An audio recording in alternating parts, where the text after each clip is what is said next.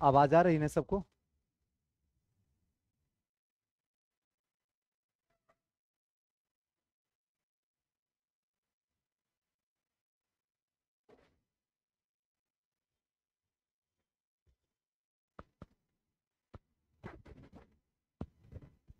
शुरू करें?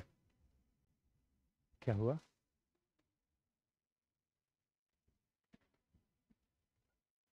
सर, नाम नाम सर आपका?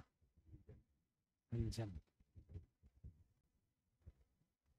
आ, हम लोग की एक कोशिश है, शायद कोशिश समय आने के बाद जरूर रंग लाती है। आप जब मेहनत करते हैं तो, और वो भी ईमानदारी वाली मेहनत। हर कोई करता है, रिक्शा वाला भी मेहनत करता है, किसान भी मेहनत करता है, एक पढ़ने वाला भी मेहनत करता है। पढ़ने वाला जो मेहनत करता है वो दूर तक चला जाता है। किसान वाला जो मेहनत करता है वो जिंदगी भर उसी किसानी में रह जाता है। रिक्शा चलाने वाला बहुत डेवलप करता है तो ऑटो चलाता है। लेकिन आप उतने दूर चले जाते हैं जो शायद कोई सपने में नहीं सोचता है। हमारी भी यही कोशिश होती है कि हम आपके लिए हर वो सुख सुविधा प्रोवाइड करवाएं जो कमाल का हो। हमारी इतनी हैसियत नहीं है और इतनी औकात नहीं है कि हम पटना, बंबई, दिल्ली के टीचर को बुला कर आपसे पढ़वा सकें। और ना कभी पूरी लाइफ में पढ़वाऊंगा, पैसा होने के बाद भी। ये मैं प्रॉमिस करवाता हूं। मैं जब भी पढ़वाऊंगा तो अपने बिहार में ही जो सबसे बेस्ट टीचर होंगे उन्हीं को अपने संस्था में जगह दूंगा, चाहे जैसी भी स्थिति क्यों ना हो बिहार में।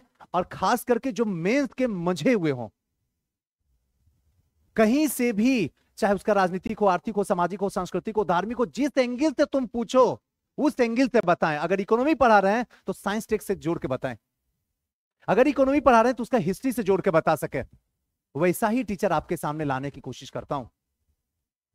इसके साथ डिसिप्लिन हम लोग का है ही है। हमारे पास 70 से ज्यादा स्टूडेंट का एडमिशन ही नहीं है किसी भी हालत में, उसके बाद स्टॉप हो जाता है। और हम आगे भी जो आप सोच रहे हैं ना कि सुजीत सर आप 5 से स्टार्ट किए और आज जो है 65 तक पहुंचा दिए, तो क्या ये आंकड़ा जो है 265 तक भागेगा? नहीं भागेगा, कभी नहीं भागेगा। क्योंकि यहां पे वही आएगा, वही टिकेगा जो वाकई में आके सीधे एसडीएम बनेगा। यहां बैठ के आराम से कोई चैन से जी नहीं सकता, और ना मैं जीने दूंगा उसे किसी भी हालत में। मैंने आपको पढ़ाया, हिस्ट्री कंप्लीट करवाया। हिस्ट्री के बाद ए मेहता सर आए, उन्होंने पॉलिटी को बेहतरीन तरीके से हर एक एंगल से समझाए।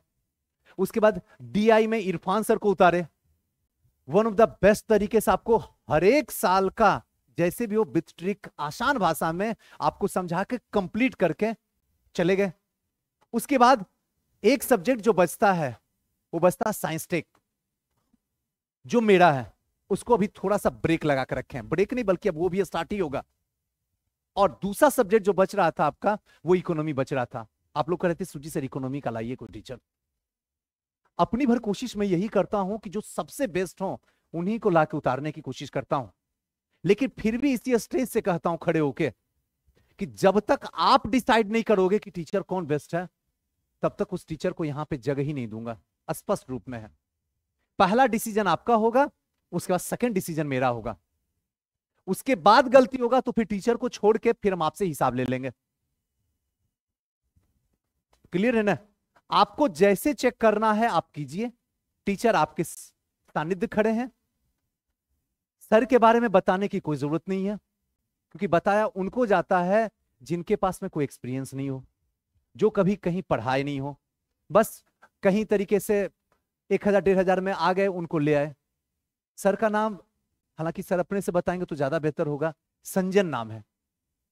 बहुत ऐसी दिल्ली के इंस्टीट्यूट में पढ़ाए हुए हैं, एक्सपीरियंस है। फिर चाहे वो ओनली आईएएस हो, वहां भी पढ़ाए हुए हैं, जो कि अभी पीडब्ल्यू में है कि नहीं। ज्योग्राफी की पकड़ बड़ी शानदार तरीके से है।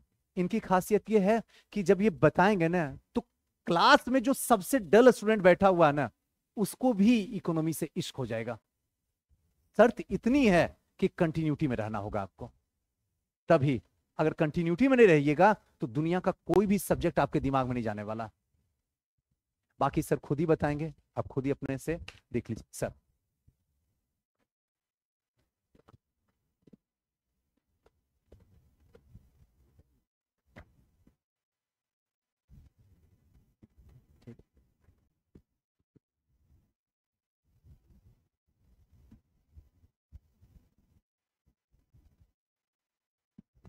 जी नमस्ते। आवाज़ मिल रही मेरी आप लोगों को?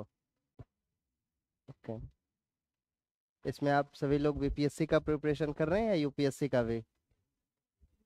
मेनली आप लोग बीपीएससी का प्रिपरेशन कर रहे हैं ना?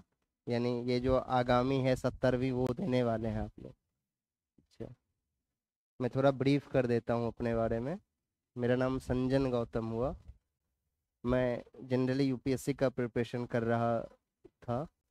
2018 और 19 में यूपीएससी, 18 में इंटरव्यू दिया, 19 मेंस लिखा मैंने। फिर उसके बाद मैं एकेडमिक फील्ड में आ गया। इस फील्ड में मैं 2016 से हूँ। राइट। और दिल्ली के बड़े बड़े इंस्टीट्यूट हैं जिनका नाम आप सुने होंगे। उसके साथ मैं एक लंबे समय तक जुड़ा रहा। फिर मैं बिहार स्विच किया, पटना आ गया। फिर पटना में भी एक बड़े बड़े इंस्टीट्यूट हैं जिनका ब्रांच है, वहाँ मैं जुड़ा हुआ हूँ। ऐसे ही सडनली मैं यहाँ पे इनक्रेडिबल के साथ जुड़ने का मिला। मैं आ जाता हूँ मुद्दे पे। मुझे पढ़ाना है इंडियन इकोनॉमी, और वो भी मेंस प्रोस्पेक्टिव से, यानी मेंस के संदर्भ में जो भी पीवाईक्यू हैं, चाहे वो यूपीएससी के हो या नॉर्थ इंडियन स्टेट्स जो भी हैं, UPSC, UP PCS, Jharkhand PCS, Bihar PCS, जो भी इसने मेंस में इनके जो भी क्वेश्चन है इकोनॉमी के संदर्भ में, जैसे जो भी चैप्टर हम लोग करेंगे, राइट, मान लीजिए लैंड रिफॉर्म से स्टार्ट करेंगे, तो लैंड रिफॉर्म के रिगार्डिंग जो भी क्वेश्चन आज तक आ चुके हैं और जिनकी प्रोबेबिलिटी होगी फॉर फ्यूचर आने की, तो उसका हम लोग आंसर राइटिंग भी करेंगे। जैसे ही चैप्टर लास्ट होगा आपका, डेली वैसे आपको एक दो क्वेश्चन मिलेंगे, आप उसका ऐसे ही, मुझे पता है कि आप लोग बेहतर तरीके से कर लेंगे उस क्वेश्चन को जब आपका क्लासेज कंप्लीट होगा, जो भी चैप्टर आप कंप्लीट करोगे, राइट। थोड़ा बहुत हम लोग सिलेबस देख लेते हैं, फिर आते हैं मुद्दे पे, ठीक है। किसमें है इकोनॉमी, पता होगा ना आप लोगों को?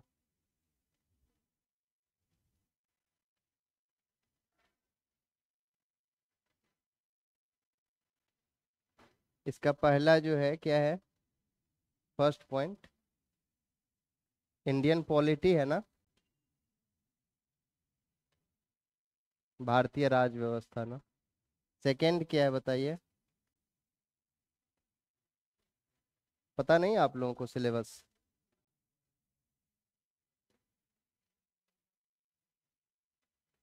इंडियन इकोनॉमी एंड भारतीय अर्थव्यवस्था और भारत का भूगोल ना। थर्ड है कि भारत के विकास में साइंस टेक का, विज्ञान एवं प्रौद्योगिकी का की भूमिका और उसका क्या इफेक्ट है, क्या प्रभाव, उसका क्या इम्पैक्ट पड़ता है। तो यहाँ का जो सेक्शन है ना, भारतीय अर्थव्यवस्था, इस सेक्शन को हम लेंगे, और इसके साथ साथ बिहार इंक्लूड होगा इसमें, ठीक है। जैसे लैंड रिफॉर्म्स, सॉरी, और भारतीय अर्थव्यवस्था बिहार के संदर्भ में हम लोग चलेंगे बेसिकली। जैसे लैंड रिफॉर्म्स चलेंगे, भूमि सुधार देखेंगे, तो बिहार के संदर्भ में भूमि सुधार हम लोग देखेंगे। भूमि सुधार का आखिर क्या आशय है, ये इतना इम्पोर्टेंट क्यों है।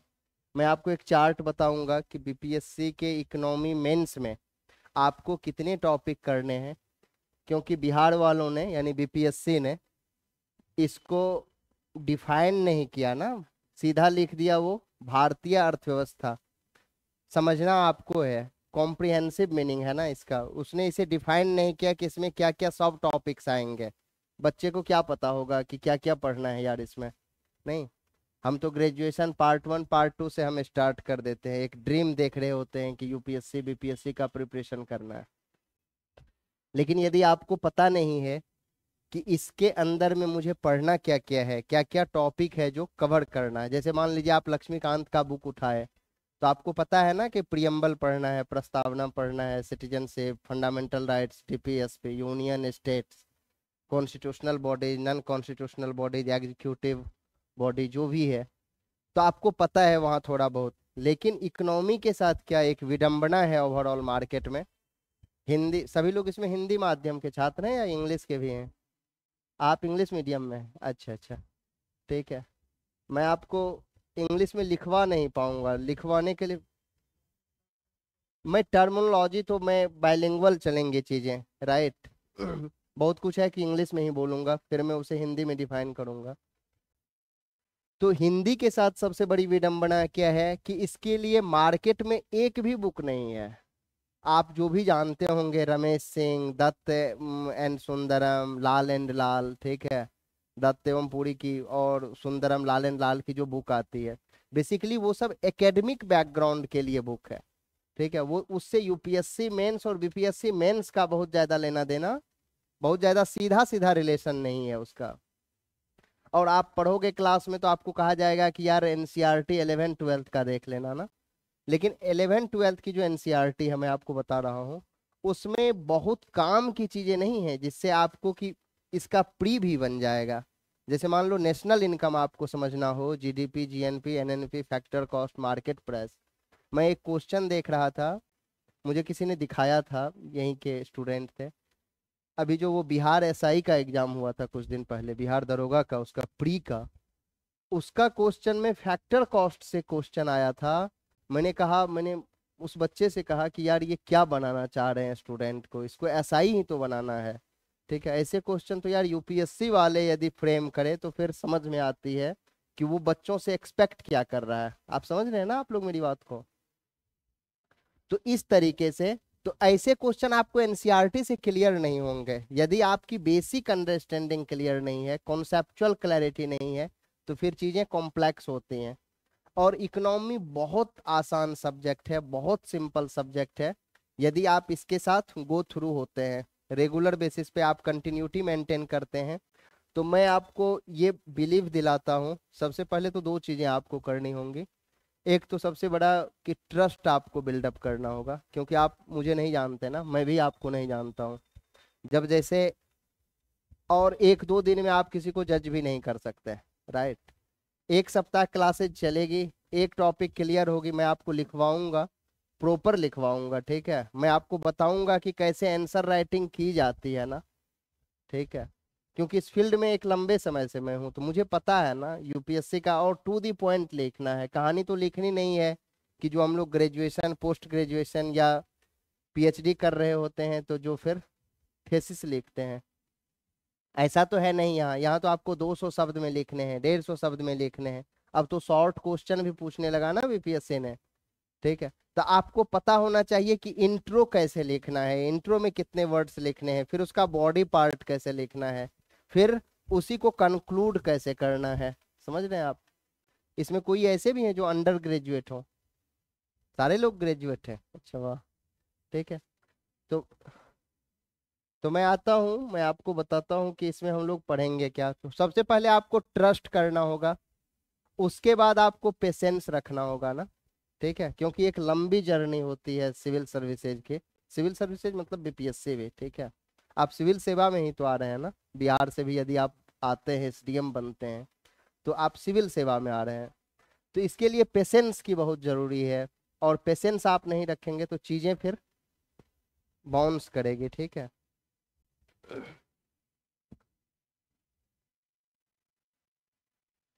बिहार का इकोनॉमिक सर्वे बजट आप लोग देखते ही होंगे ना करेंट अफेयर्स में, नहीं देखा?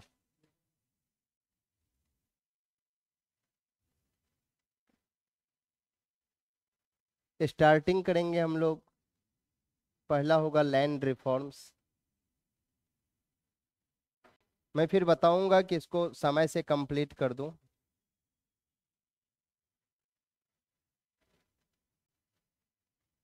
हिंदी में बोलते हैं भूमि सुधार। सेकंड होगा फार्म सब्सिडीज। सब्सिडीज का नाम आप लोग सुने होंगे ना, काफी समस्याएं होती हैं। हिंदी में बोलते हैं कृषि सब्सिडियां। यहाँ से सीधे सीधे क्वेश्चन आते हैं।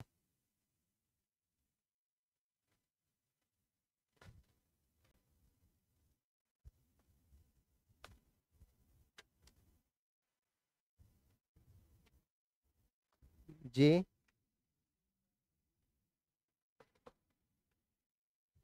अनुदान के लिए अर्थ होता है ग्रांट इंग्लिश में। सब्सिडी के लिए आप हिंदी, वैसे तो आप इंग्लिश इसी के साथ जाइएगा, सब्सिडी देवनागरी में ऐसे लिखिएगा। इसको हिंदी में बोलते हैं सहायिकी। लेकिन सहायिकी लिखेंगे ना तो एग्जामिनर हो सकता है, एग्जामिनर वो हमारे आपके तरह वो बिहार के, मतलब सभी लोग बिहार के ही ना, यहाँ पे जो भी यूनिवर्सिटी है उन्हीं के प्रोडक्ट तो हैं हम आप। लेकिन वहां पे जो एग्जामिनर बैठा हुआ है वो हो सकता है किसी बड़े फील्ड के उस्ताद हो ना। तो वहां आप सब्सिडी लिखेंगे ना, मैं बताऊंगा कि जो भी टर्म है उसको कैसे यूज करना है, राइट। आप सब्सिडी लिखेंगे, सहायिकी, अनुदान, अनुदान नहीं अप्रोप्रिएट है। थर्ड है मिनिमम सपोर्ट प्राइस। नाम सुना होगा आप लोगों ने, काफी दैनिक कूच की तैयारी चल रही थी, हिंदी में बोलते हैं न्यूनतम समर्थन मूल्य। दिख रही है आप लोगों को, ये डेस्क दिक्कत कर रहा होगा ना, मैं ऊपर लिखता हूँ।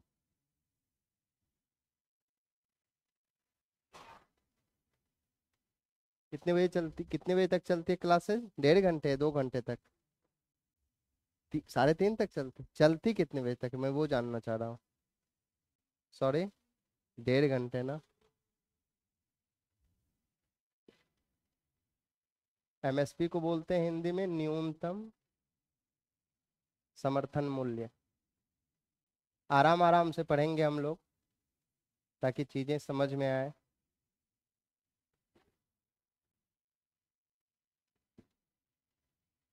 यहाँ पे मैं लिख दिया था ना, sorry. Minimum support price.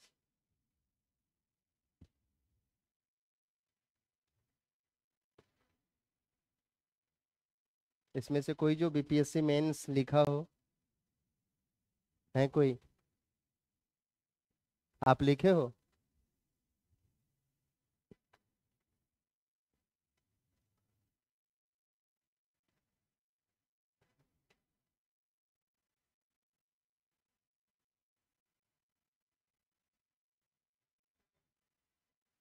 Agriculture marketing system.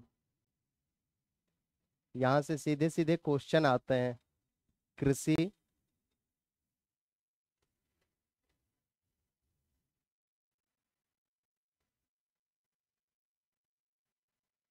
विपणन प्रणाली।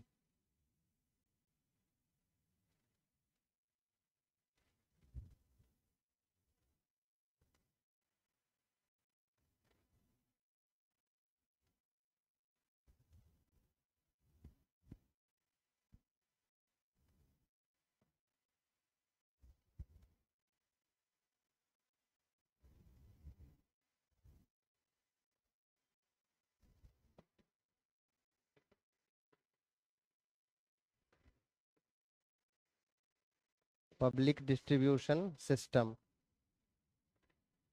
सार्वजनिक वितरण प्रणाली।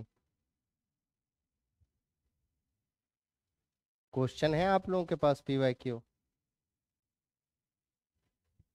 है? गुड।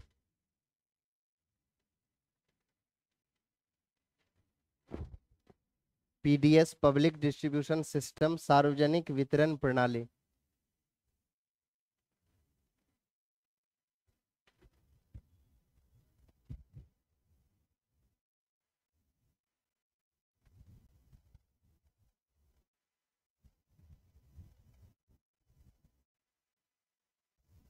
Public finance.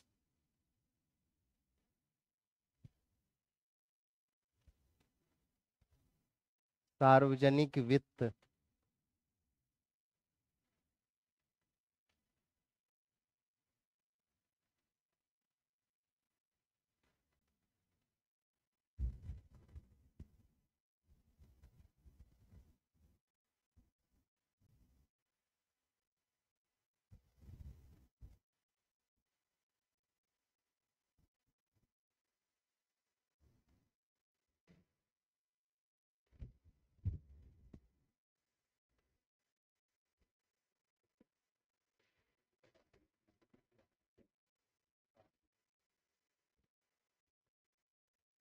यहाँ से ओके ओके। हाँ ठीक है।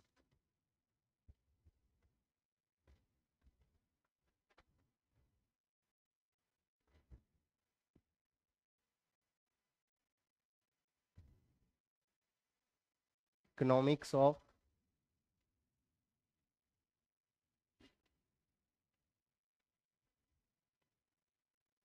Animal rearing.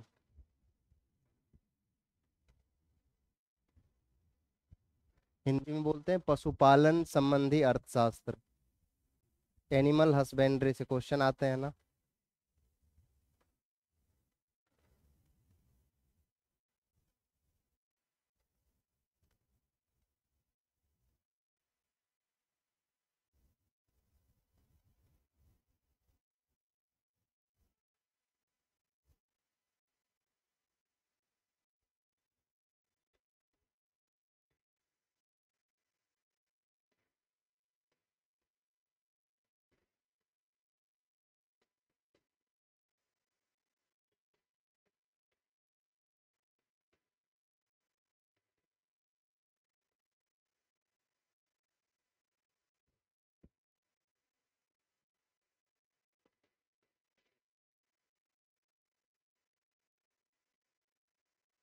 फूड प्रोसेसिंग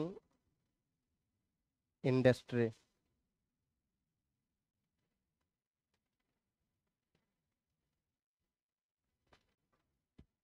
खाद्य प्रसंस्करण।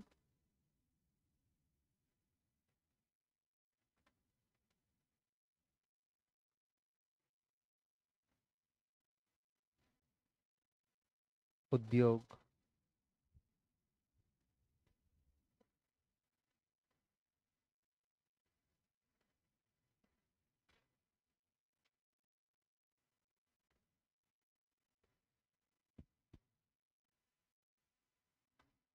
उसके बाद देखिए गवर्नमेंट बजटिंग।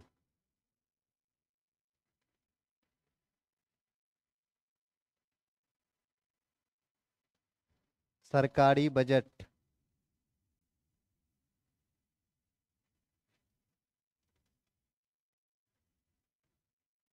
टॉपिक तो नाम सुना ही होगा, ये सब आप लोगों ने सुने हैं ना।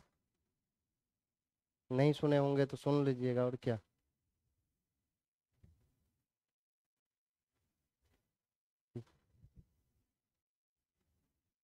क्या मिस हो गया क्या? Next investment model. इन्वेस्टमेंट के बारे में आप सुने होंगे कि वर्तमान गवर्नमेंट जो है इस पे काफी जोर दे रही है ना।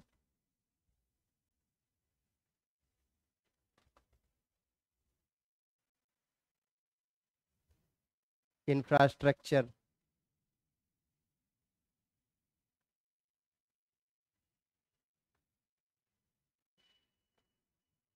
आधारभूत संरचना।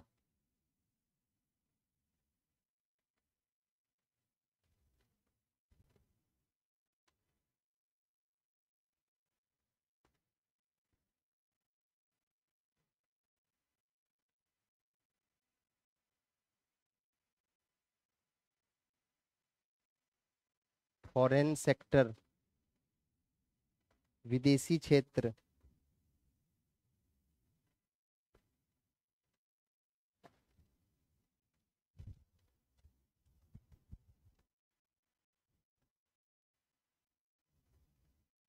Financial market.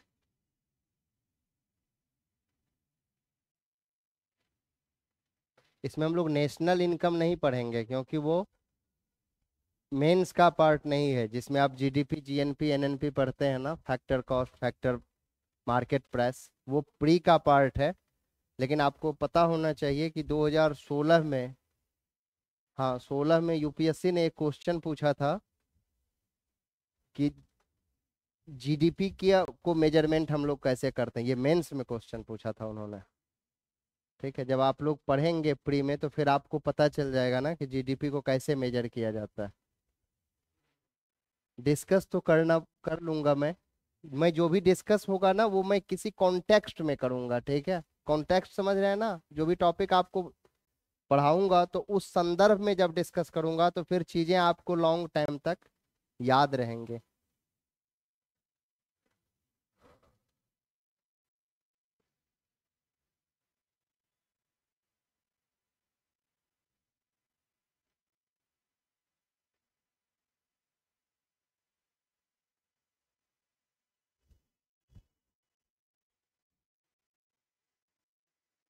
सॉरी,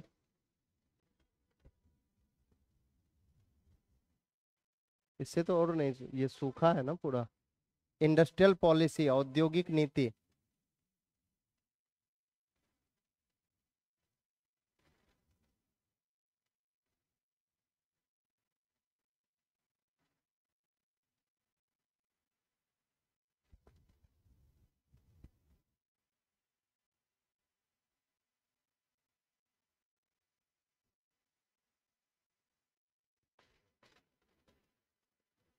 और क्या है, बताइए कुछ, आप लोग भी तो कुछ बताइए। औद्योगिक नीति नीचे लिख लिया ना, ये फाइनेंशियल मार्केट यानी वित्तीय बाजार।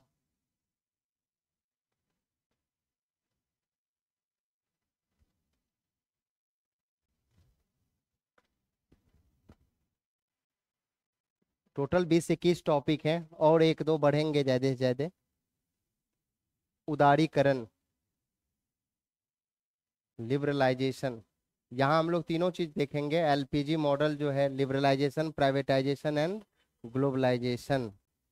ठीक है।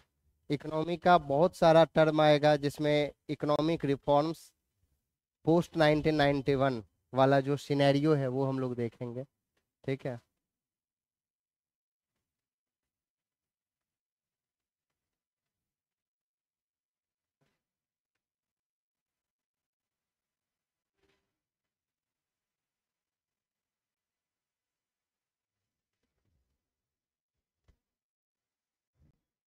मुझे ये नहीं लिखाना चाहिए था बट मैं इसलिए बता दे रहा हूँ ताकि आपको ये पता हो कि आपकी क्लासेज किस डायरेक्शन में रन करेगी ना। नहीं, सॉरी, यानी आपको दो चीजें पता होनी चाहिए। सिलेबस के बारे में पता होना चाहिए कि आपका सिलेबस क्या है, और पीवाईक्यू आपको पता होना चाहिए, प्रीवियस ईयर क्वेश्चन, कि आपसे एक्सपेक्ट क्या किया जाता है। ठीक है। यदि दो चीजें आपको पता रहेंगी ना तो आपका जो डायरेक्शन होगा आप सही डायरेक्शन में मूव कर पाएंगे, फिर आपकी स्ट्रैटेजी सही बनेगी। अदरवाइज फिर वही होगा कि हम अंधेरे में तीर चला रहे हैं। ठीक है। मुझे सिलेबस ही नहीं पता है यहाँ पे। मोर देन 60% लोगों को, 60% तो मैं ऐसे लोगों की बात कर रहा हूँ जो पिछले 5 साल 7 साल से तैयारी कर रहे हैं। नहीं, आप उनसे पूछ लो भैया ये बताना सिलेबस थोड़ा, तो कहेंगे यार नहीं पता है। ठीक है। जो पढ़ा रहे होते हैं, और पीवाईक्यू आपको ये बताता है कि आप जो पढ़ रहे हैं तो उससे आपके क्वेश्चन सॉल्व हो रहे हैं या नहीं। ठीक है। आप लैंड रिफॉर्म्स पढ़ेंगे, यदि लैंड रिफॉर्म्स के क्वेश्चन आ रहे हैं जो भी पीवाईक्यू, उस क्वेश्चन को आप नहीं सॉल्व कर पा रहे हैं तो फिर आपके क्लास नोट्स की क्या ही अहमियत है ना। फिर हम लोग एक देखेंगे सोशियो इकोनॉमिक में आता है आपका बेरोजगारी, अनएम्प्लॉयमेंट, जिसकी समस्या से देश जूझ रहा है। बेरोजगारी, इनइक्वालिटी, असमानता और निर्धनता, इसको हम लोग अलग अलग देखेंगे। काफी इंपॉर्टेंट है, यहाँ से क्वेश्चन आते हैं। और इकोनॉमी का इतना बड़ा वेटेज है बीपीएससी में भी, यूपीएससी में तो है ही, एक अलग पेपर ही है ना, थर्ड पेपर। इकोनॉमी का बीपीएससी में इतना वेटेज है। आपने यदि 69th वाला क्वेश्चन देखा हो एसए का, तो जो 3 सेक्शन है उसमें 2 सेक्शन सीधा सीधा इकोनॉमी से आ गया था। जिस किसी स्टूडेंट ने वो कर रहा होगा इकोनॉमी, मान लीजिए जिनकी बेहतर होगी, तो वो क्या किया होगा, वो फिर एसए में उसको लीड मिला होगा ना, वेटेज मिला होगा किसी अन्य स्टूडेंट की तुलना में। ठीक है। मैं जब 69th का आया था क्वेश्चन, तभी मैं कहीं था, किसी क्लास में ही था, मैंने क्वेश्चन देखा तो मैं काफी सरप्राइज हुआ कि यार एसए में ये इकोनॉमी से सीधा सीधा 200 मार्क्स के क्वेश्चन आ रहे हैं। ठीक है। और तो आपको एसए में भी हेल्प करेगा ये। मैं बताऊंगा कि पॉलिटी का क्वेश्चन कोई बेहतर तब लिख सकता है जब उसकी इकोनॉमी की बेहतर समझ हो। ठीक है, एक सॉरी, हाँ ये poverty, yes, unemployment, inequality and poverty. अब आ जाएगा एक योजना। योजना मीन्स स्कीम नहीं भैया, प्लानिंग। ठीक है, जो प्लानिंग कमीशन आपके यहाँ था, हुआ करता था, जिसको आपने रिप्लेस कर दिया ना, नीति आयोग आप ले आए, तो प्लानिंग कमीशन का एक रोल रहा है इंडिया में। ठीक है, ऐसा नहीं था कि वो इरिलेवेंट था। ठीक है, वो जो भी था हम लोग देखेंगे तो उसका क्या रोल रहा है, भारत जो आज यहाँ तक पहुंचा है, तो एक बड़ा सिग्निफिकेंस था इसका, तो ये हम लोग देखेंगे। फिर देखेंगे इंक्लूसिव डेवलपमेंट ना,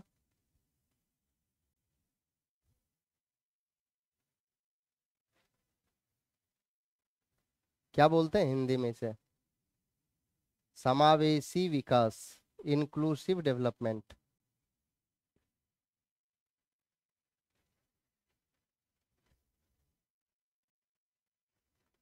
मैं ज्यादा आगे बढ़ गया क्या, समावेशी विकास।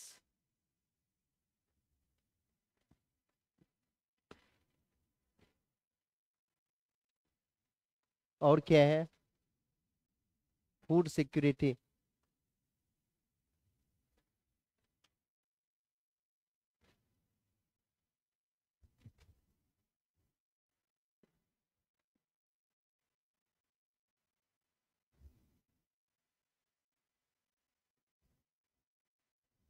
खाद्य सुरक्षा।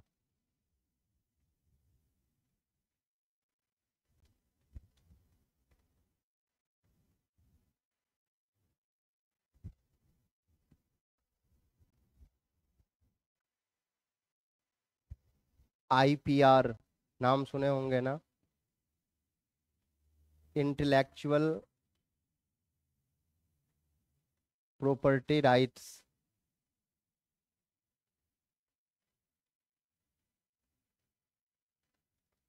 हिंदी में बोलते हैं बौद्धिक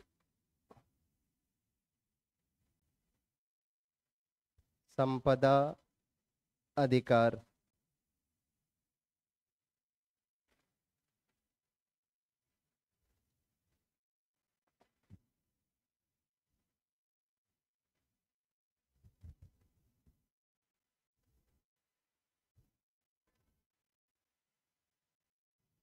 मनी लॉन्ड्रिंग, मेहुल चौकसी सबका नाम सुने होंगे ना आप लोग, मेहुल चौकसी, नीरव मोदी मोदी। मनी लॉन्ड्रिंग, हाँ विजय माल्या, बिल्कुल, तब तो अवेयर है आप लोग। मनी लॉन्ड्रिंग, धन शोधन हिंदी में बोलते हैं इसे। ये आपके 21 टॉपिक्स हैं, राइट। एक दो और बढ़ जाएंगे इसमें। स्किल डेवलपमेंट, स्किल डेवलपमेंट का जिक्र हम लोग कर लेंगे जब इनइक्वालिटी, पॉवर्टी, अनएम्प्लॉयमेंट। अनएम्प्लॉयमेंट का रीजन क्या है, आदमी पटना साइंस कॉलेज से एमएससी किया, वो ई रिक्शा क्यों चला रहा है, due to lack of skill development ना। वो बंदा यदि स्किल्ड होता, ठीक है, तो फिर वो कहीं और कर रहा होता ना, अपनी इफिशियंसी कहीं और लगाता वो। नहीं, हम बिहार के किसी झरीलाल यूनिवर्सिटी के प्रोडक्ट हैं हम। ठीक है, यानी स्किल्ड नहीं है मेरे अंदर में, तब तो मैं ई रिक्शा चला रहा हूँ, या कहीं जूस खोल के जूस वाला दुकान खोल रखा हूँ। तो ये आपके टोटल टॉपिक है, वो टोटल टॉपिक आ जाएगा इसमें, राइट। और कोई ऐसा टॉपिक नहीं होगा जो बीपीएससी इकोनॉमी में मेंस के लिए रिलेवेंट है और यहाँ जिक्र नहीं होगा। ठीक है, ज्यादा कुछ बोलने में बिलीव नहीं करते हम। ठीक है, मेरा फोकस होता है कि टू दी पॉइंट बातें की जाए, काम की बातें की जाए, और आपको उतना ही बताया जाएगा जिससे आपके एग्जाम निकल जाएंगे। ठीक है, और इकोनॉमी में यदि ये 21 चैप्टर मैं आपको करवा दिया, ठीक है, करवा पाया मतलब यदि मैं क्लास ले लिया ना टोटल, ठीक है, तो बिलीव मी, ट्रस्ट मी कि कोई क्वेश्चन इकोनॉमी के तो आपके नहीं छूटेंगे, ठीक है, सीधे सीधे क्वेश्चन आएंगे। और यदि कोई ऐसा क्वेश्चन आ गया 30 मार्क खां टाइप का, ठीक है, होता है वैसे बीपीएससी सब ऐसा नहीं करता है, स्टेट पीसीएस वाले इतना नहीं सोच पाते, वो यूपीएससी में ये गुंजाइश होता है, वहां कोई ऐसा क्वेश्चन आता है जो आउट ऑफ बॉक्स होता है, आउट ऑफ सिलेबस जाता है, लेकिन फिर भी कोई बच्चा यदि सिलेबस ओवरऑल अच्छे से कवर किया है ना, तो वो भी उस क्वेश्चन को हैंडल कर लेता, उसे पता चल जाता है कि इस क्वेश्चन का नेचर क्या है और एग्जामिनर हमसे एक्सपेक्ट क्या कर रहा है, समझ रहे हैं। तो हम लोग स्टार्ट करेंगे लैंड रिफॉर्म्स पे, लैंड रिफॉर्म से, क्योंकि वो फिर सीक्वेंस से चीजें बनेंगे। यहाँ तक कुछ पूछना है तो कुछ पूछिए आप लोग, बोलिए पूरा, मतलब article 19 clause 1 sub clause A को अच्छे से एक्सरसाइज करिए, कोई दिक्कत नहीं है, धूमधाम तरीके से, जो भी मन में जिज्ञासा हो, क्यूरिसिटी हो आपकी, आप पूछ सकते हैं, नहीं क्या। हाँ, एक इसमें आ गया एग्रीकल्चर, तो वो आ गया ना, एग्रीकल्चरल मार्केटिंग सिस्टम, हम लोग देख लेंगे। हाँ, उसी में आ जाएगा वो। हाँ, क्या पूछ रहे थे आप, पूछिए। हाँ, तो आ जाएगा उसमें, हम लोग कर लेंगे। और कुछ कुछ पूछना हो तो पूछिए आप लोग, क्या दिक्कत है आप लोगों को मेंस में। सॉरी,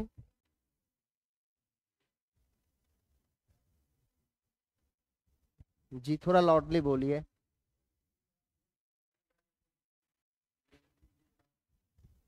ये क्लास नोट से बाहर आपको कहीं नहीं जानी है जी। लैंड रिफॉर्म्स मैं लिखवा दूं, मतलब लैंड रिफॉर्म, और जो भी टॉपिक है ना, वो एक टॉपिक एक दिन में क्लियर नहीं होगा, 1.5 घंटे में।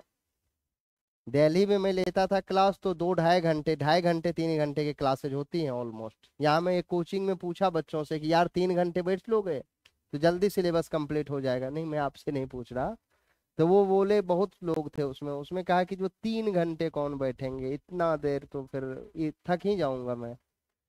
तो मैंने कहा चलो तब चलने दो फिर लंबा। इसीलिए एक टॉपिक जो है वो कम से कम मेरी कोशिश रहेगी कि 3 दिन तो जाएगा, कोई ऐसा टॉपिक होगा कि 4-5 दिन भी जाएगा, ठीक है। और मेरी आदत नहीं रही है कि मैं, क्या बोलते हैं उसे, बंक मारना ना, नहीं, बच्चे में बोलते थे ना कि क्लास बंक कर गया वो, हाँ, मतलब क्लास को क्विट कर देना, या फिर टीचर, मैं मान लीजिए लैंड रिफॉर्म्स में कोई ऐसा सेक्शन छोड़ दूंगा, एग्रीकल्चरल मार्केटिंग सिस्टम में कोई ऐसा टॉपिक छोड़ दूंगा, आप नहीं पकड़ पाएंगे ना, क्योंकि आपको पता नहीं है, लेकिन वो मेरी फितरत नहीं है, वो मेरे एटीट्यूड में शामिल नहीं है, राइट, क्योंकि मैं भी इसी का पार्ट हूँ ना, ठीक है। तो मैं थोड़ी सी ईमानदारी के साथ जीना चाहता हूँ कि कम से कम आप लोगों के साथ इनजस्टिस ना हो ना, चीज़ें सही से डिलीवर हो। थोड़ा समय लगेगा, इसीलिए मैंने आपको कहा कि 2 चीज़ें आपको रखनी होंगी, एक तो ट्रस्ट करना होगा, फिर पेशेंस रखना होगा ना।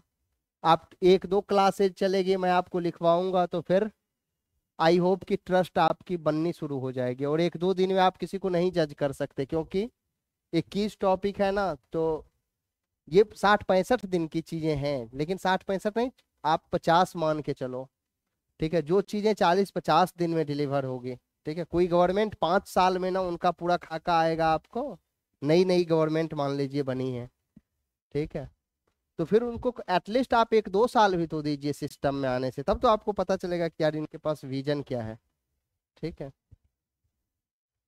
तो स्टार्ट किया जाए, थोड़ा बहुत स्टार्ट कर लेते हैं आज।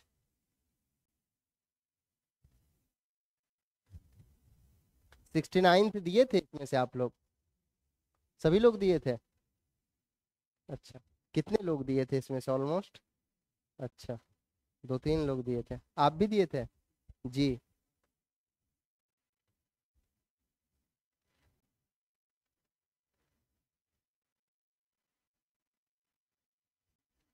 यूपीएससी नहीं देते आप लोग क्या, ग्रेजुएशन हो गया आपका, 5 साल हो गया, क्या था ऑनर्स पेपर? तो यार इतना डिसअपॉइंट होके क्यों सोचते हैं कि पीटी होता नहीं, और ये कैसे होगा, यूपीएससी कैसे होगा?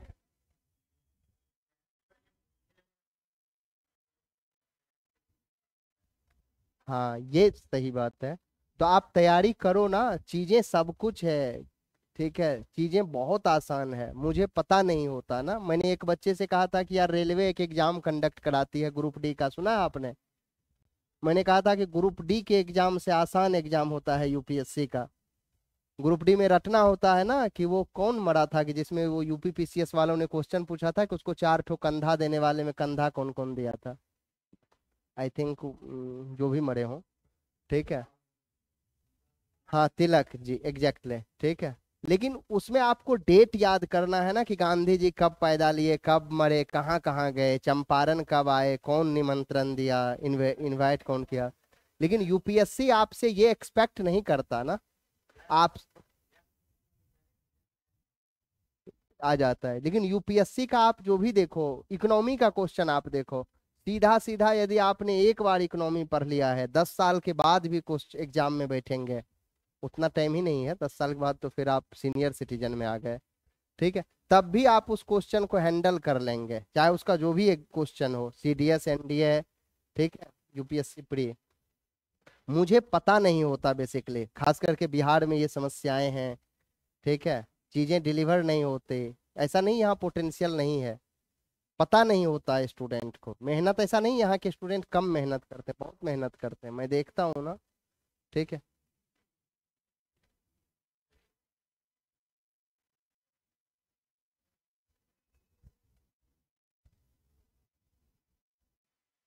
पेपर 2 तो आसान है यार, सीसेट तो बहुत आसान है, चीजें पता नहीं होता। और सीसेट का तो बादशाह है बिहार, तो उसके लिए जाना जाता है, यहाँ तो हर घर में मैथमेटिशियन है।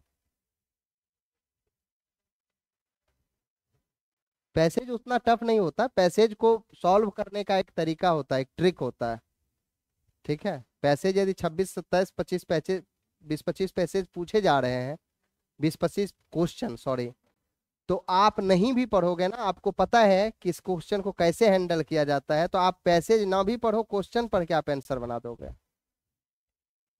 ठीक है। एक तरीका होता है, जब आपको वो पता होगा तब फिर आप बेहतर तरीके से कर पाएंगे, राइट। आगे बढ़ा जाए, चलिए बढ़ते हैं। आज वैसे मेरा नहीं था क्लास लेने का, मैंने पूछा कि सर क्लास भी लेना है क्या, तो उन्होंने कहा हाँ ले लेना है, मैंने कहा चलिए देखते हैं।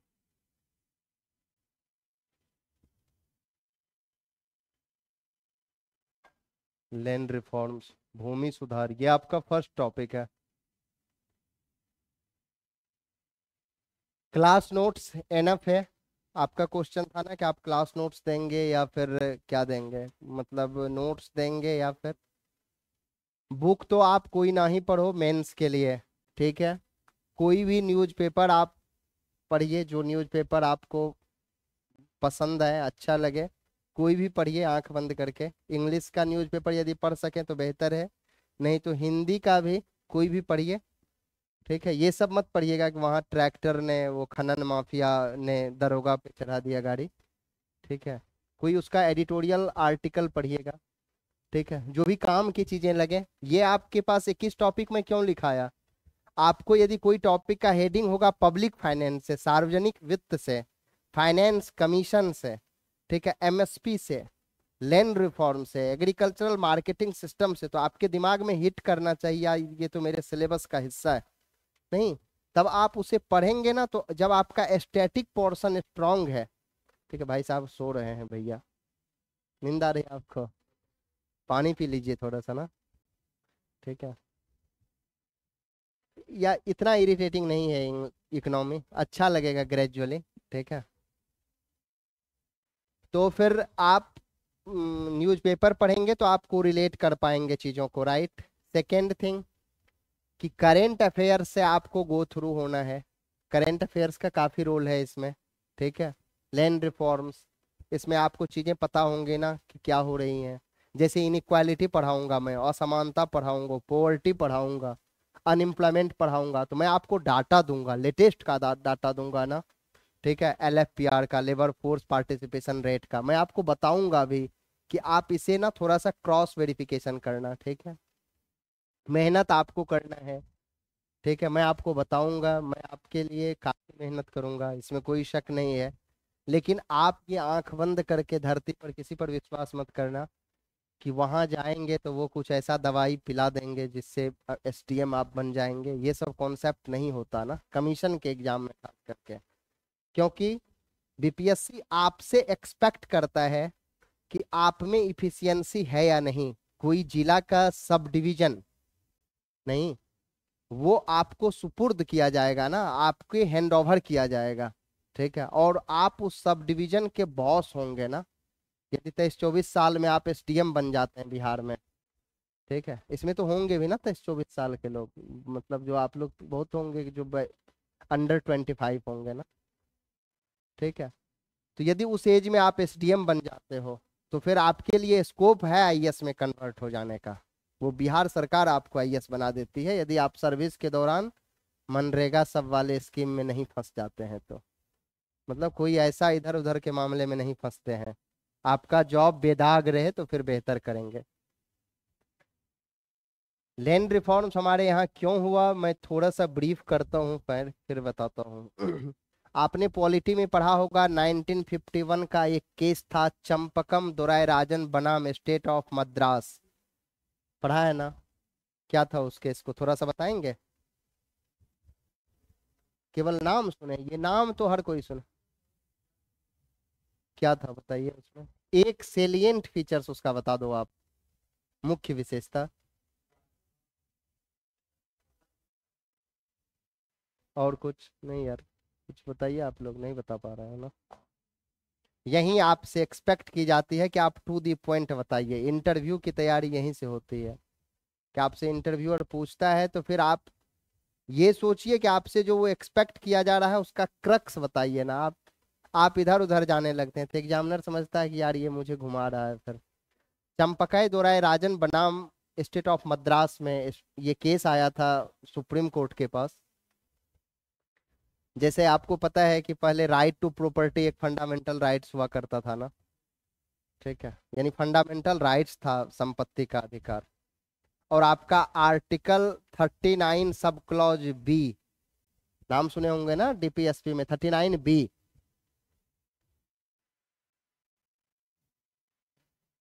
ये आर्टिकल 39 है, ये वन सब क्लॉज हो गया ये, ठीक है। वैसे पॉलिटी में आप लोगों ने पढ़ा होगा ना, ठीक है। तो 39B में क्या कहा गया है बताइए, धन का अहितकारी रूप से संकेंद्रण न हो किसी एक ही व्यक्ति के पास, यही मेंशन है ना 39B में, ठीक है। यानी आर्टिकल 39 ओवरऑल क्या बात कर रहा है, कल्याणकारी, ठीक है। 39 यही कर रहा है ना कि वेलफेयर इंश्योर करेगा, स्टेट की ये ड्यूटी होगी। स्टेट मतलब बिहार नहीं, स्टेट मतलब यूनियन।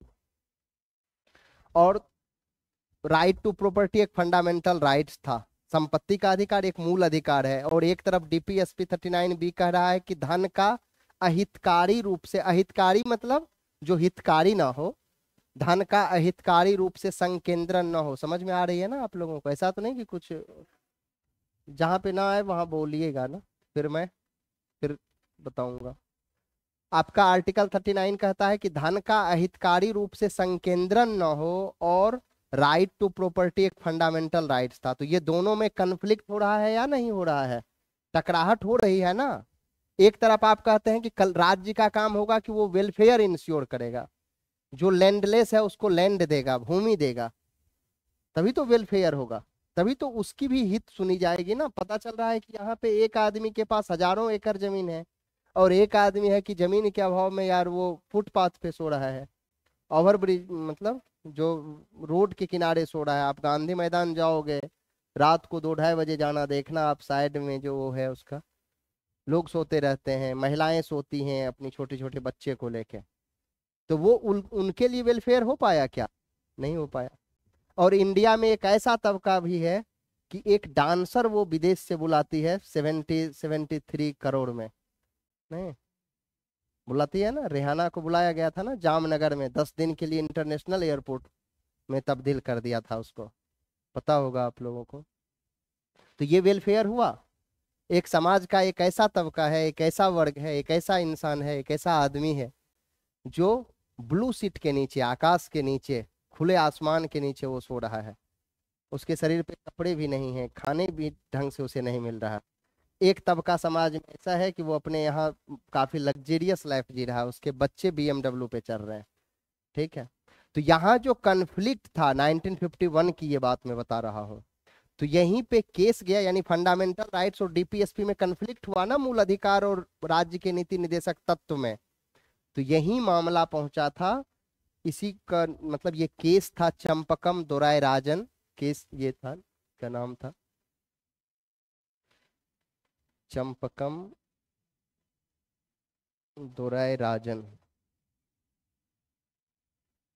बनाम स्टेट ऑफ मद्रास, मद्रास राज्य, 1951 का ये केस था।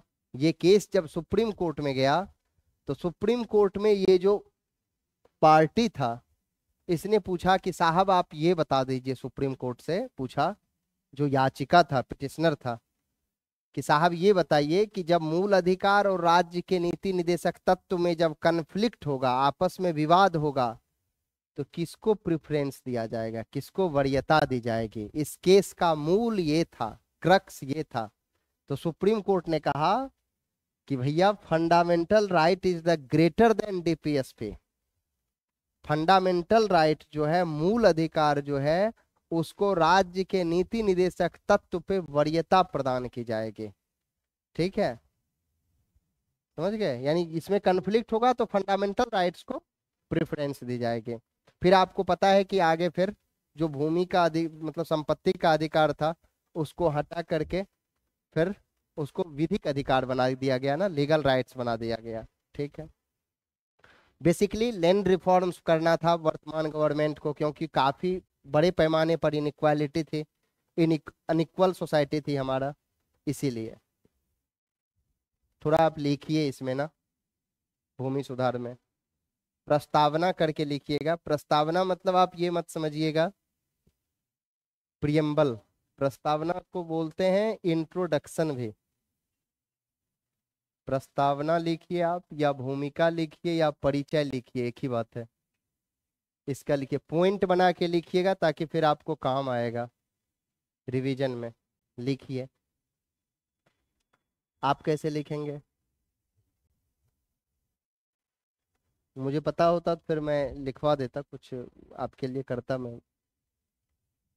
लिखिए, भारत में कृषि उत्पादकता को बढ़ावा देने, एग्रीकल्चरल प्रोडक्टिविटी ना, भारत में कृषि उत्पादकता को बढ़ावा देने, कॉमा, भारत में कृषि उत्पादकता, उत्पादकता ऐसे आप लोग मात्रात्मक गलती मत करिएगा, उत्पादकता। यहाँ मैंने एक चीज देखी कॉमन बिहार में, जो बिहार में क्या यार, ये तो हर जगह है, मात्रात्मक गलती लोग बहुत करते हैं, थोड़ा सा बचना चाहिए, बहुत ज्यादा। भारत में कृषि उत्पादकता को बढ़ावा देने, कॉमा, गरीबी निवारण, निवारण मतलब खत्म करना, पॉवर्टी एलिविएशन बोलते हैं ना, हाँ, गरीबी निवारण और सामाजिक न्याय। गरीबी निवारण को आप अंडरलाइन कर देना। आप लोग मेंस का आंसर राइटिंग करते होंगे तो पता होगा ना कि अंडरलाइन करनी होती है कीवर्ड्स को। तो गरीबी निवारण और सामाजिक न्याय को आप अंडरलाइन कर दो। गरीबी निवारण और सामाजिक न्याय को सुनिश्चित करने के लिए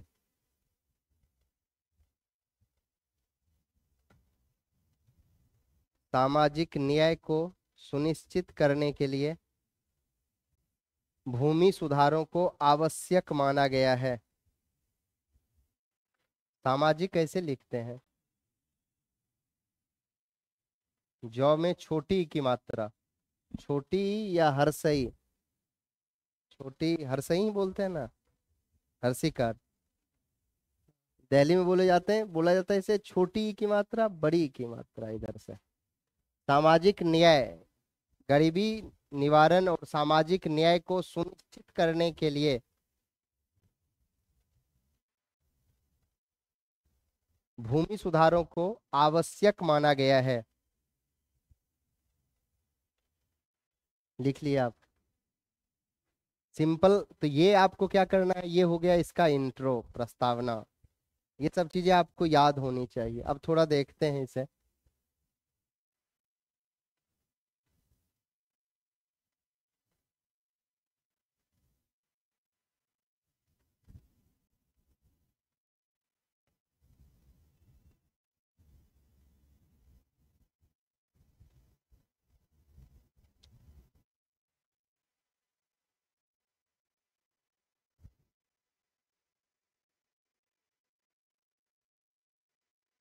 यानी ये ट्रायंगल है ना, एक दिख रहा है आपको, ये डैश दिक्कत कर रहा है ना।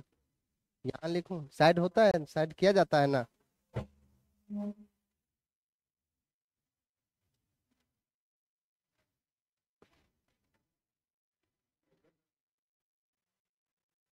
सॉरी,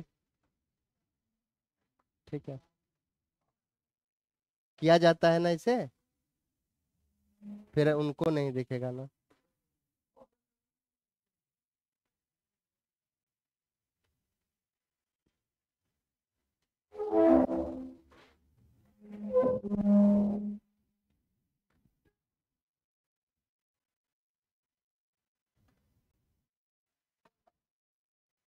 यानी इसको टॉप पे रखते हैं। ये भूमि सुधार किया गया, ठीक है, लैंड रिफॉर्म्स किया गया। भूमि सुधार करने का ऑब्जेक्टिव क्या था? लैंड रिफॉर्म्स होगा तो जो सोसाइटी में लैंडलेस लोग हैं, जो भूमिहीन हैं, उनको भूमि मिलेगी, उनको भूमि का आवंटन होगा। और उनको क्या, सोशल जस्टिस इंश्योर होगा ना। और जब भूमि सुधार होगा तो सोशल जस्टिस इंश्योर होगा, यानी जो भूमिहीन है उनको भूमि मिलेगा। तो फिर वो क्या करेगा उसका, एग्जैक्टली, यानी जो वो फिर एग्रीकल्चरल प्रोडक्टिविटी में फिर इन्वॉल्व होगा ना। कृषि उत्पादकता उससे क्या होगी, बढ़ेगी। बिल्कुल।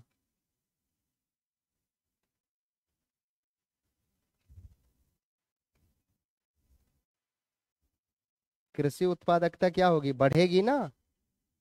ये सब डायग्राम आपको बनाने हैं एग्जाम में। यानी आप ऐसे लिख लो, भूमि सुधार हुआ तो इससे क्या होगा, कृषि उत्पादकता बढ़ेगी, ठीक है। और क्या होगा बताइए?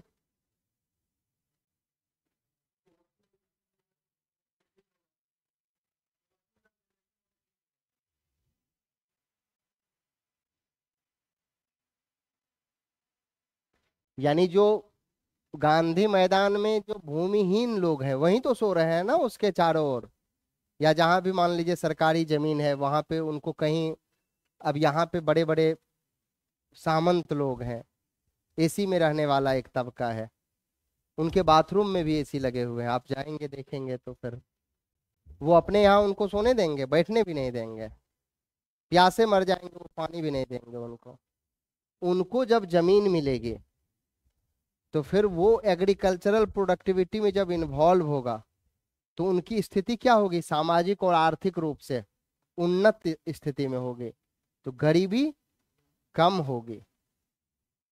अब वो सोएगा, अब उसके बच्चे भी डीपीएस में जाएंगे पढ़ने, सेंट माइकल्स में जाएंगे पढ़ने, सेंट जेवियर्स में जाएंगे पढ़ने, गरीबी खत्म होगी। अब देखिए, अब आप इस, ये देख लिए ना, भूमि सुधार हुआ तो फिर कृषि उत्पादकता में वृद्धि हुई, भूमि सुधार हुआ तो गरीबी में कमी हुई, ये दोनों का रिलेशन पता हुआ ना आपको। अब कृषि उत्पादकता में जब वृद्धि होगी तो इसका भी तो इससे रिलेशन है ना कि गरीबी में, सॉरी,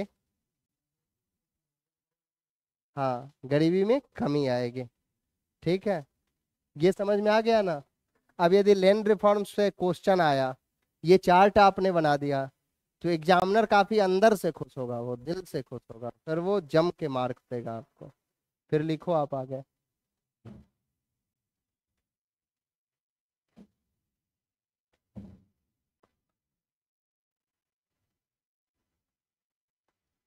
एक हमारे यहाँ अर्थशास्त्री हुए, आप लोग नाम सुने होंगे, आप नाम सुना आपने? हिस्ट्री में तो सुना ही होगा। वीएम दांडेकर, नहीं सुने? इन्होंने कहा कि भारत में जब आपको गरीब देखना हो तो कृषि क्षेत्र में जाके देखिए, कितने लोग वहां पे इन्वॉल्व हैं, कितने लोग शामिल हैं। वो तो मैं आपको बेरोजगारी में पढ़ाऊंगा तो फिर बताऊंगा ही, जो डिसगाइज्ड अनएम्प्लॉयमेंट है, ठीक है, साइक्लिकल अनएम्प्लॉयमेंट है, ठीक है, प्रच्छन्न बेरोजगारी, चक्रीय बेरोजगारी। तो वीएम दांडेकर ने कहा कि भारत में आपको गरीब देखना हो ना तो कृषि क्षेत्र में जाके देखिए। वहां पे पता चल रहा है कि 1 कट्ठा जमीन है लोगों के पास। 1 कट्ठा समझते हैं ना आप लोग? ठीक है, बहुत लोग नहीं समझते हैं। एक बच्चे को मैं बता रहा था कि यार उसके पास 1 एकड़ जमीन है, तो कितना हुआ पता है? तो वो कहा कितना होगा, इतना होगा 1 एकड़, ठीक है, जबकि वो आईआईटी का प्रोडक्ट है, आईआईटी कॉलेज में पढ़ रहा है वो। तो वो कहा नहीं पता है मुझे कितना। डिसमिल, डिसमिल तो कम बता रहे हो आप। 20 चौके, हाँ हाँ, डिसमिल सही बता रहे हो, सॉरी, हाँ डिसमिल सही हुआ, 91 के आसपास है ना। वीएम दांडेकर महोदय ने कहा कि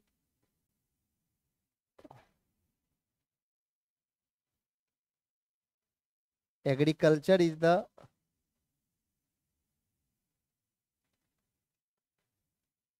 पार्किंग प्लेस ऑफ पुअर।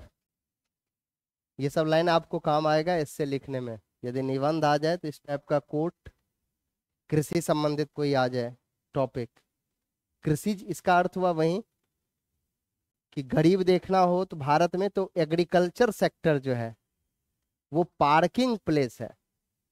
किसका? पुअर का, गरीबों का। ये पार्किंग प्लेस है ना, ये मतलब ये जो कचरा वाला गाड़ी है, तो पार्किंग प्लेस में आपको क्या ये गाड़ी मिल रही है? तो एग्रीकल्चर, सॉरी जी, हाँ जो भी है, एमसीडी वाला ना, हाँ। तो इंडिया में एग्रीकल्चर सेक्टर जो है वो पार्किंग प्लेस है पुअर लोगों का, ठीक है। यहाँ तक कोई दिक्कत?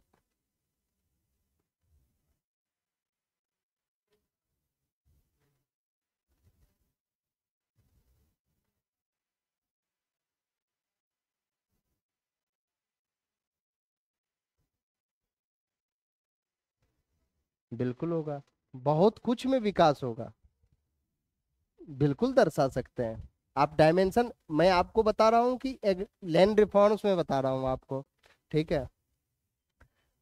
जैसे मेंस का आंसर राइटिंग आप करेंगे या कोई लिखता है, तो ये ऐसा नहीं है कि इकोनॉमी हिस्ट्री से अलग है, इकोनॉमी पॉलिटी से अलग है, इकोनॉमी ज्योग्राफी से अलग है, इकोनॉमी साइंस टेक्स से अलग है, ऐसा नहीं है।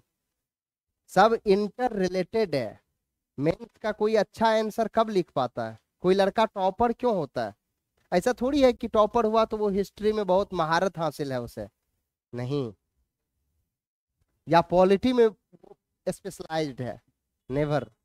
वो इंटर रिलेट करके लिखता है, ठीक है। जिस दिन आपकी ये हैबिट बिल्डअप हो गई, उस दिन आपकी कॉपी बेहतर मानी जाएगी आपके पड़ोसी से, ठीक है। लिखिए नेक्स्ट, पैरा चेंज करके लिखिए। वर्तमान समय में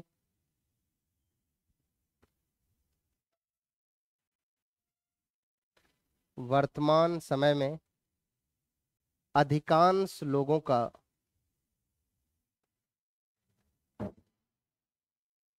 यह मानना है कि वर्तमान समय में अधिकांश लोगों का यह मानना है कि भारत में कृषि उत्पादकता को बढ़ाने के लिए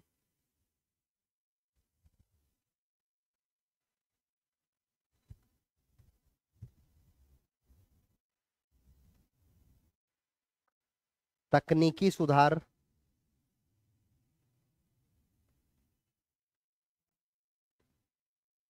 वर्तमान समय में अधिकांश लोगों का यह मानना है कि भारत में कृषि उत्पादकता को बढ़ाने के लिए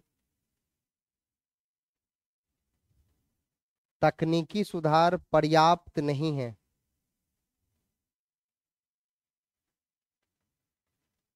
पूर्ण विराम।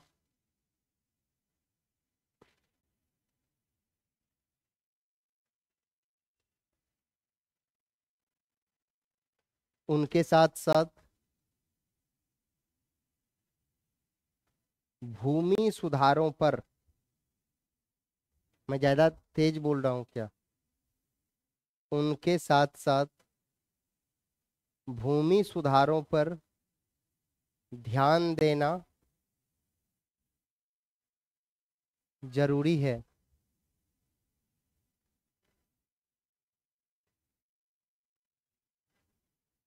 पूर्ण विराम। वर्तमान में तकनीकी सुधारों की, तकनीक मतलब टेक्नोलॉजी ना, तकनीकी सुधारों की सामाजिक, आप रेड पेन से क्यों लिखते हो? ब्लू पेन नहीं क्या? ब्लू पेन से लिख, एग्जाम में से ही लिखेंगे रेड पेन से? अच्छा, वहां अच्छा कर लेंगे, अभी ऐसे चलने देते हैं। अच्छा, ऐसा नहीं होता है। हैबिट एक दिन में बिल्डअप नहीं होता। बहुत लोग कहते हैं यार इंटरव्यू में मैं अच्छे से कम्युनिकेट करूंगा ना, अभी तो चलने दो, अभी मैं भोजपुरी बोल लेता हूँ, अभी मैं मैथिली बोल लेता हूँ, अभी मैं अंगिका बोल लेता हूँ ना, अभी मैं मगही बोल लेता हूँ। यहाँ का लैंग्वेज है ना, पटना, गया, जहानाबाद, ये सब रीजन आते हैं ना, मगही बोलते हैं यहाँ के लोग। हम्म, अच्छी हैबिट एक दिन में बिल्डअप नहीं होते, उसके लिए टाइम लगता है। क्या लिखा आपने? वर्तमान में तकनीकी सुधारों की सामाजिक, आर्थिक और पर्यावरणीय लागत, पर्यावरणीय लागत मीन्स इन्वायरमेंटल कॉस्ट, पर्यावरणीय लागत बढ़ती जा रही है।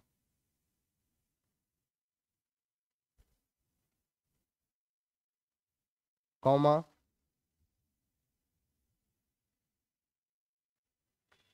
जबकि कृषिगत उत्पादन,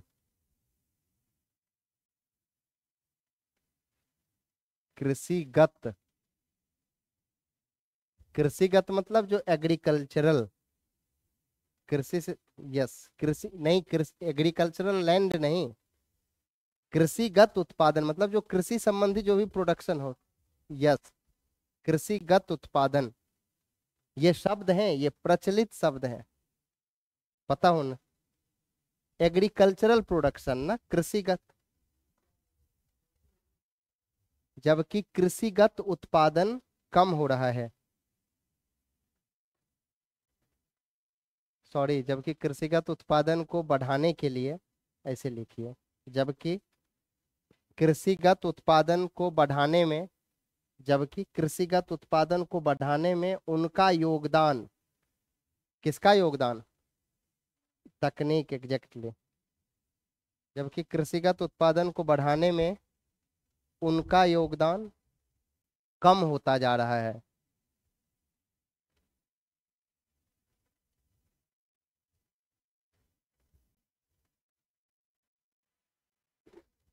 अब देखिए समझ में आई ये चीज, ये लाइन आपको?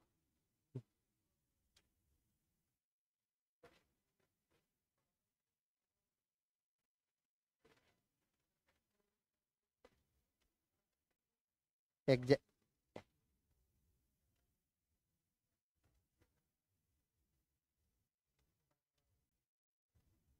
बिल्कुल वही बता रहा हूँ ना।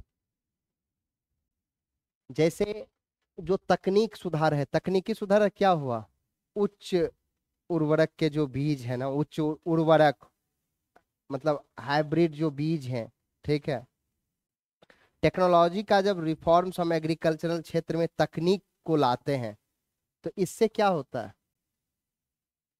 आज आप देखो नहीं, आप, मैं आगे और डिस्कस करूंगा, पहले आप समझिए। जैसे पंजाब और हरियाणा का जो क्षेत्र है आज, ठीक है, वहां पे आप देखेंगे कि वो कांस्टेंट हो गया है। अब वहां प्रोडक्शन बढ़ नहीं रहा है।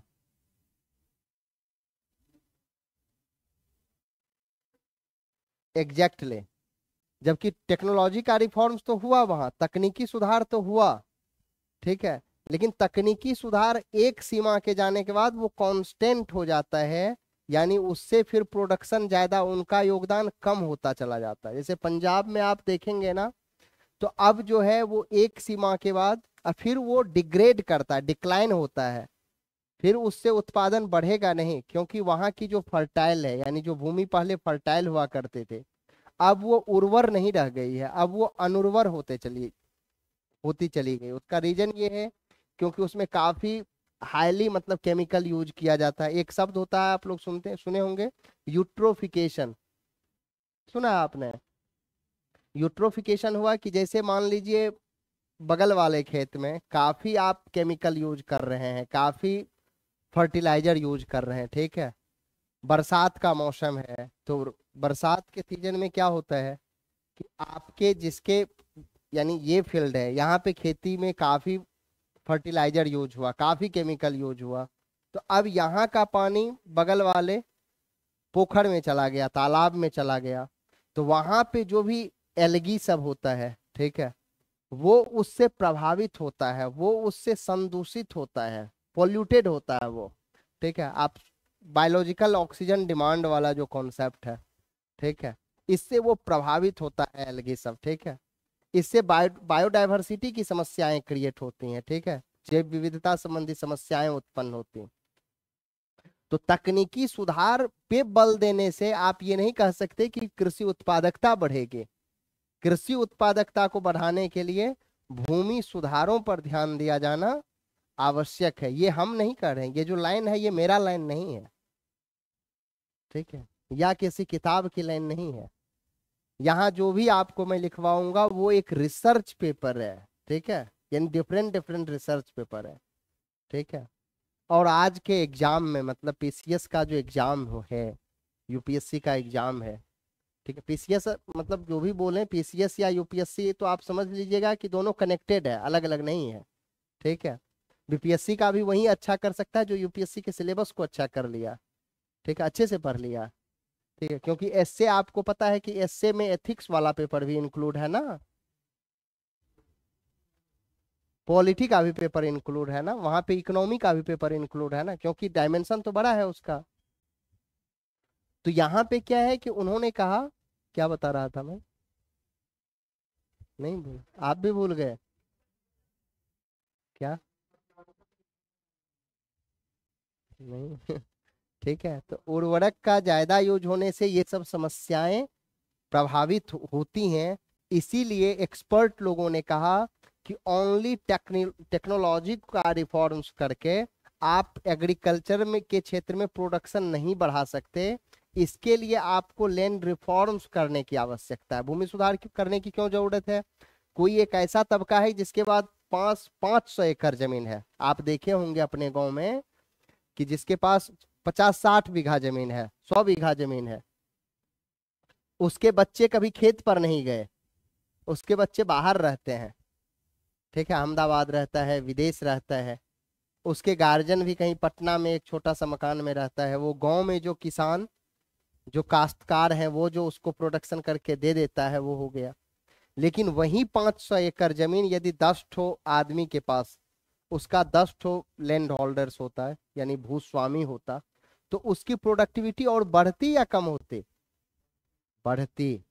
क्योंकि यदि कोई लैंडलेस आदमी है, उसको यदि 1 एकड़ जमीन मिल जाता है, 10 कट्ठा जमीन मिल जाता है, तो फिर वो अपनी जी जान लगा के उसका प्रोडक्शन करेगा, अच्छे से मेहनत करेगा, अपना पूरा पोटेंशियल देगा उसमें। कभी वो नीचे सोता था ना गांधी मैदान में, ठीक है, अब उसे जमीन मिल गई है, एक ऐसा सिस्टम में रिफॉर्म्स आया, तो फिर वो ईमानदारी से मेहनत करेगा, ईमानदारी से काम करेगा।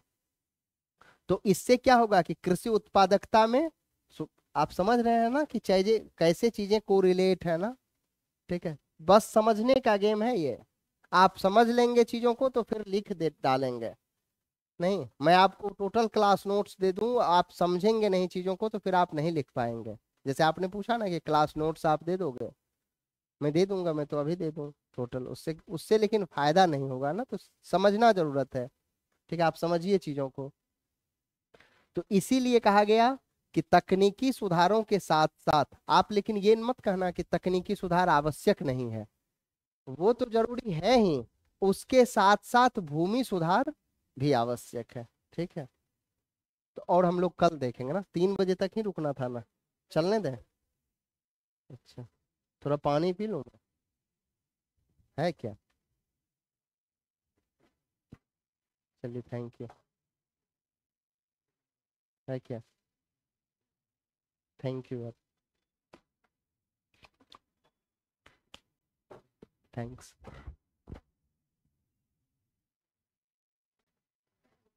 अब जैसे आप ये देखिए कि जैसे आप देखते होंगे कि दिल्ली में एक गवर्नमेंट है, अरविंद केजरीवाल साहब का नाम सुने होंगे आप लोग।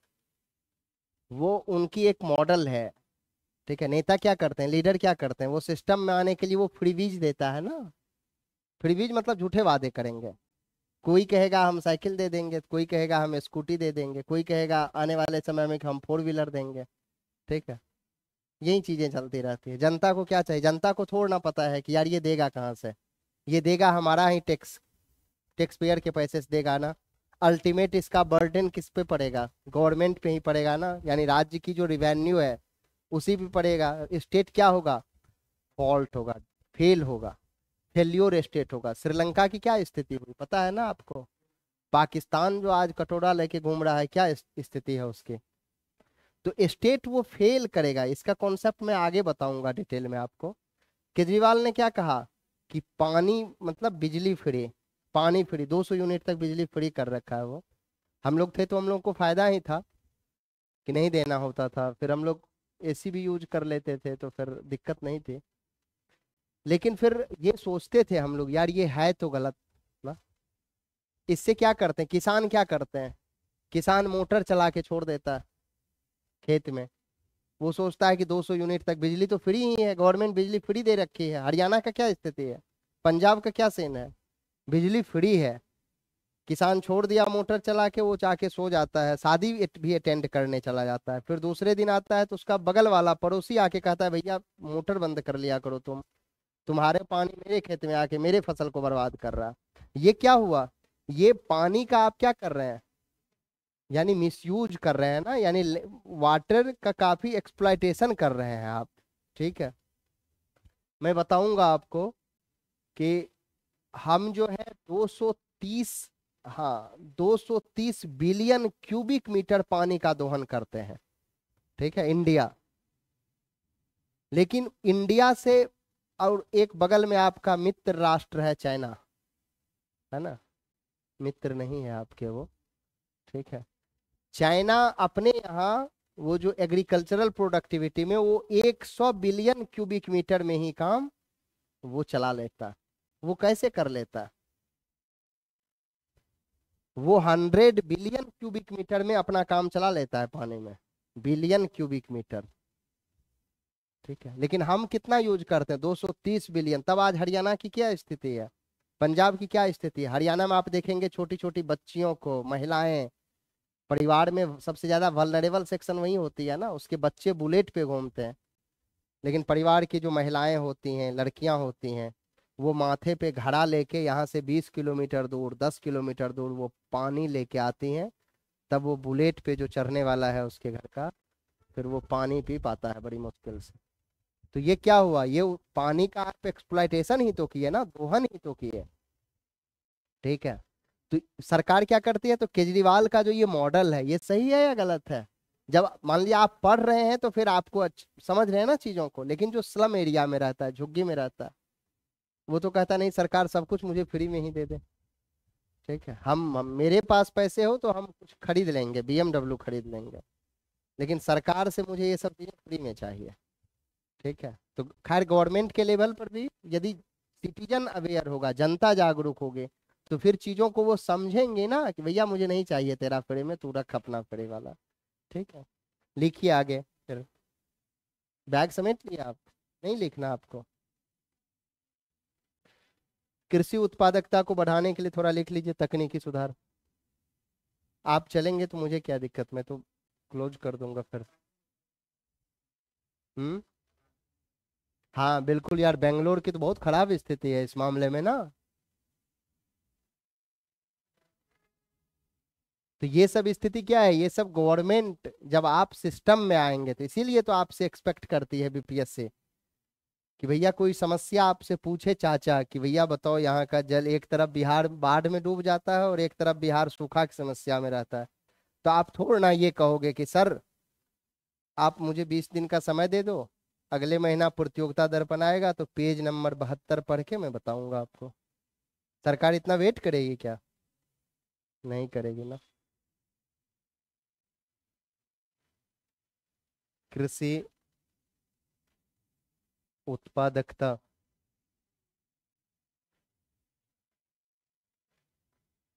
को बढ़ाने के लिए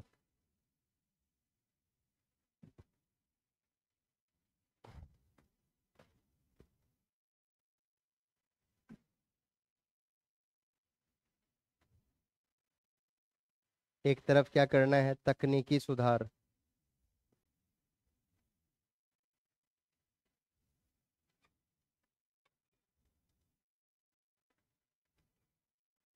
डिजिटल बोर्ड से अच्छा लगता है इसी पे लिखने में? नहीं। भूमि सुधार।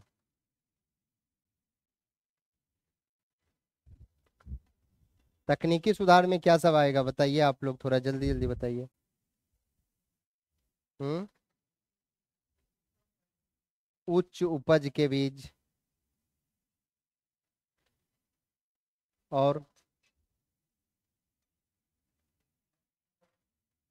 कौन बताया? मशीनीकरण। वाह गुड। उर्वरक, पानी, मशीनीकरण आदि। क्या बताया?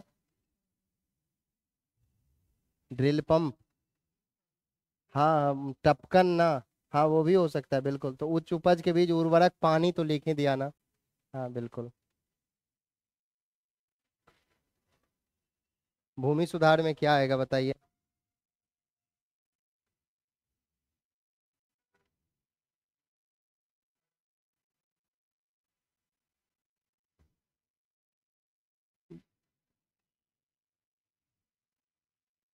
काश्तकारों, काश्तकार समझते हैं?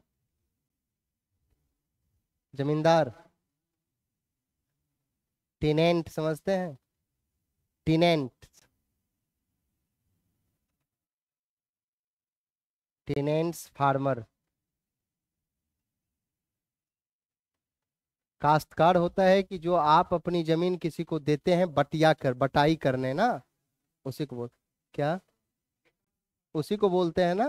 काश्तकारों के शोषण, जब आप उसको देते हैं ना खेत करने, खेती करने, तो आप उसका जबरदस्त तरीके से एक्सप्लॉइटेशन करते हैं, शोषण करते हैं। आप नहीं करते होंगे लेकिन होता है, ये सच्चाई है। काश्तकारों का के शोषण, का शोषण दूर करना ना।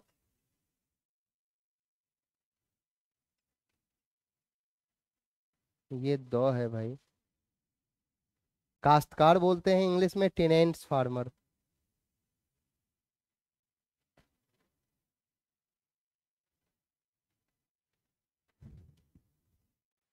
अब इरेज करूं इसे?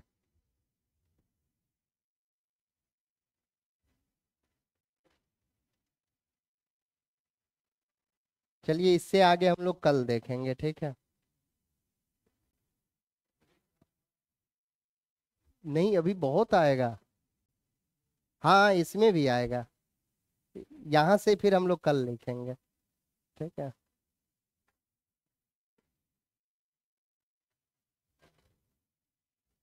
आप लोग बस आते रहिए, चीजें हो जाएंगे क्लियर।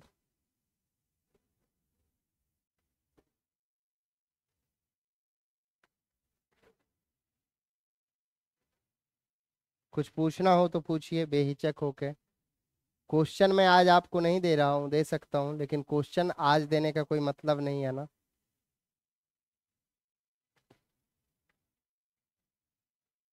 चलिए थैंक यू, फिर कल मिलते हैं हम लोग।